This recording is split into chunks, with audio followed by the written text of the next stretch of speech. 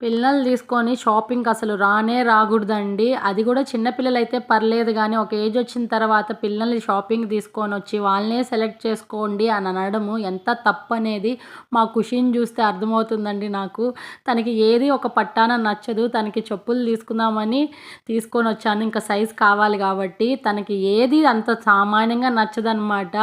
Cinema చూపిస్తది నాకు. Finally మా షాపింగ్ అయితే అయిపోయింది. 1 అవర్ టైం తీసుకునిందండి. కలర్ నచ్చితే సైజ్ నచ్చదు. సైజ్ నచ్చితే కలర్ ఉండదు. ఎందుకులేండి ఫైనల్‌గా ఒకటి సెలెక్ట్ చేసుకొని షాపింగ్ కంప్లీట్ చేసుకొనొచ్చాము. ఈ లోపల ఆకలైతే బాగా వేస్తా ఉన్నింది. అందుకనేసని టిఫిన్ చేద్దాం. ఎలాగో డిన్నర్ టైం అయింది కదా అని tiffin 30 దగ్గరికొచ్చాము.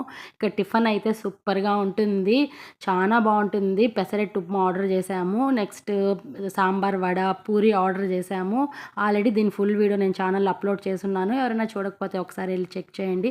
Please subscribe my channel.